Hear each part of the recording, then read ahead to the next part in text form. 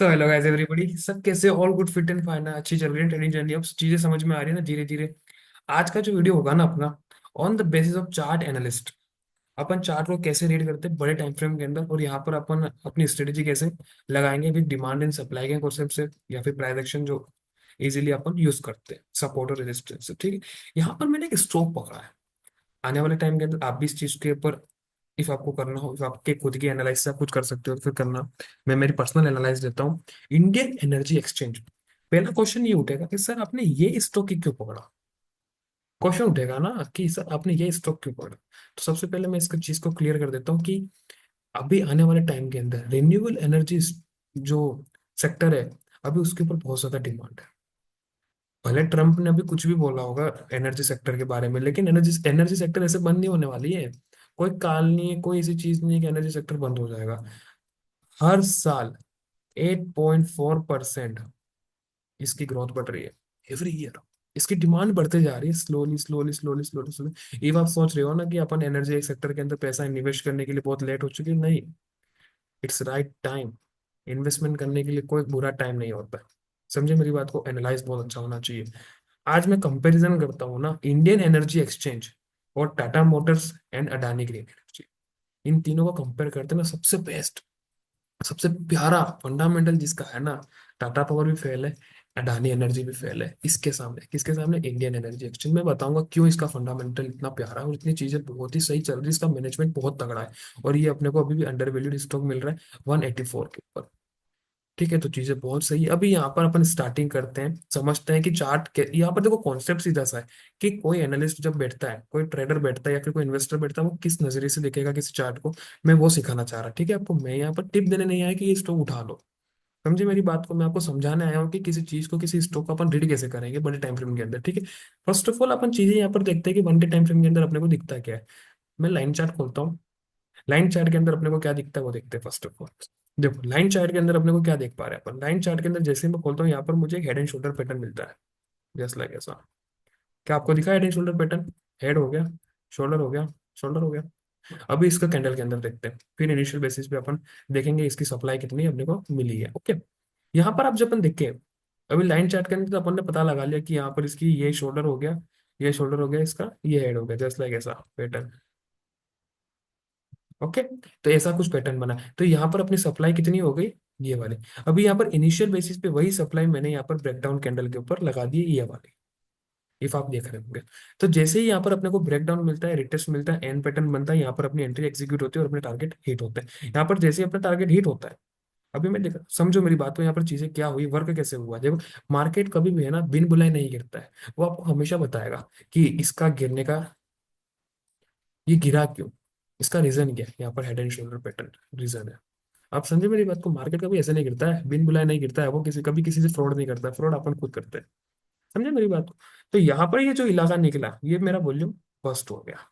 यानी कि मार्केट को गिरना होता तो सिंपलिसिटी से यहाँ से गिर जाता, लेकिन मार्केट ये जो स्टॉक है वो नहीं गिरा, और यहीं पर स्टेबल होकर कंसोलिडेट होकर 2 से 3 दिन यहीं से उठने की कोशिश वापस से कर रहा है। यानी कि यहाँ पर मैं देख पा रहा हूँ कि मुझे वी शेप रिकवरी मिल रही है। दो कंफर्मेशन मिले।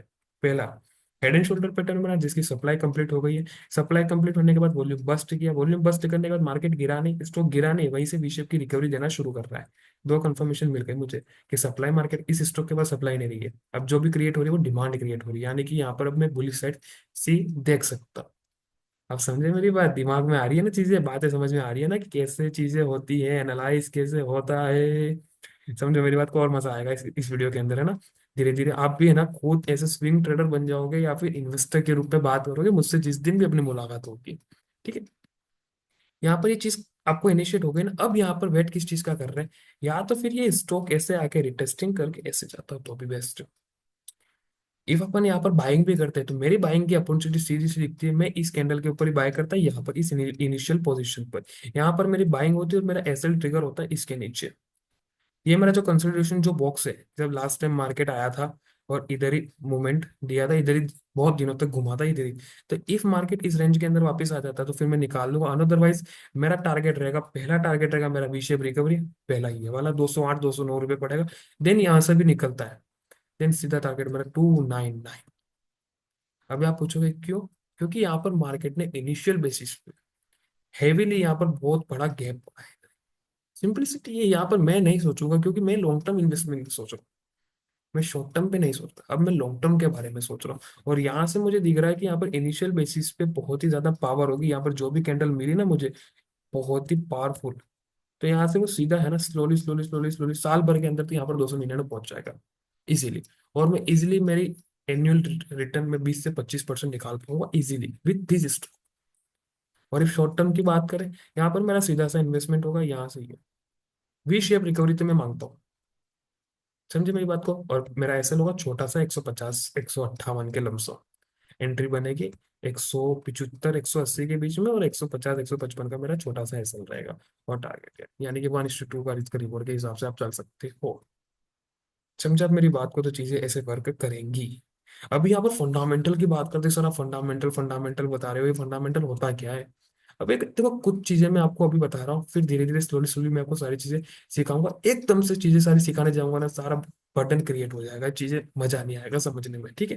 यहाँ पर देखो, इंडियन एनर्जी एक्सचेंज का मैंने यहाँ पर स्क्रीनर वेबसाइट के अंदर ही खोल रखा है, जहां पर अपन सिंप्लिसिटी फंडामेंटल के कुछ रेशोस होते हैं वो अपन देख सकते हैं। देखो करंट रेशो जब भी देखोगे आप, हमको कोई सी भी कंपनी हो, करंट रेशो हमेशा 1 के ऊपर होना चाहिए। क्यों 1 के ऊपर होना चाहिए? यानी कि कंपनी के ऊपर कोई भी शॉर्ट टर्म लाइबिलिटीज हो या फिर मैनेजमेंट बिगड़ा हो, समझिए मेरी बात को, वो इजीली कवर कर सकता है। 1 के ऊपर होता है वो, जिसके पास पैसा इनिशियल बेसिस पे होता है। लेकिन एज कम्पेयर टू जिसके पास 1 से कम रेशो होता है, यानी कि जिसका 0.8 0.9% हो गया करंट रेशो, इसका मतलब कि वो कंपनी अनस्टेबल है, उसके पास मैनेजमेंट सही नहीं है अभी अच्छा।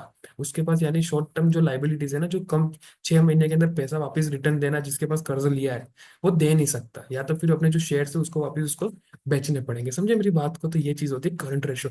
करंट रेशो बहुत ज्यादा इंपॉर्टेंट होता है इन्वेस्टिंग के रूप में। आपको हमेशा देखना है कि करंट रेशो, कोई भी आप कंपनी सेलेक्ट करो, आप कोई भी कंपनी सेलेक्ट करो जिसका करंट रेशो हमेशा 1 से ऊपर होना चाहिए। समझ में आ गया?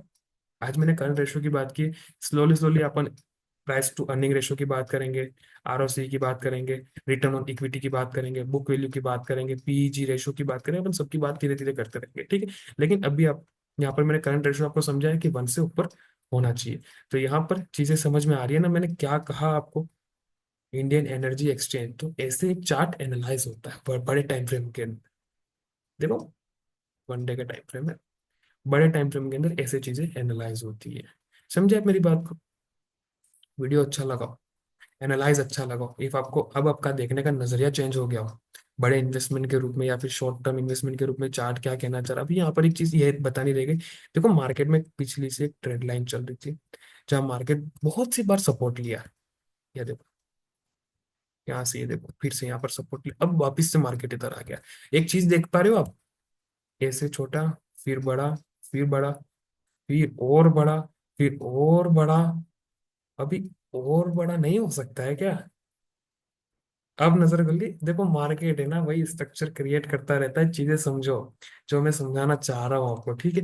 वीडियो अच्छी लगी है तो प्लीज लाइक करना, शेयर करना एंड सब्सक्राइब करना। कुछ भी डाउट हो आप कमेंट सेक्शन के अंदर मुझे बता सकते हो, या फिर मुझे व्हाट्सएप के अंदर डीएम कर सकते हो। Thank you very much, video अच्छी लगी हो तो।